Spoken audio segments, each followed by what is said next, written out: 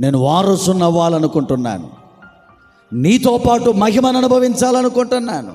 నేను, నా పిల్లలు, నా కుటుంబం నీతో పాటు వారసులంగా బ్రతకాలనుకుంటున్నాం.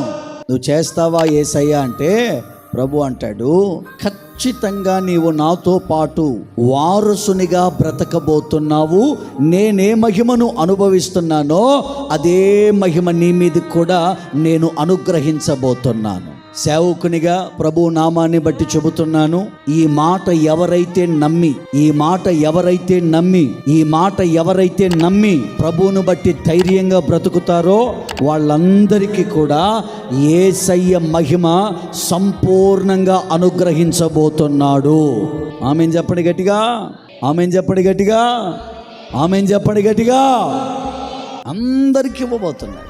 వారసునిగా, వారసురాలిగా ఎవరెవరు నిలబడబోతున్నారో వాళ్ళందరికీ యేసయ్యతో పాటు మహిమ. ఇదే భూమి మీద ఆయనతో పాటు రథాల మీద తిరగబోతున్నారు.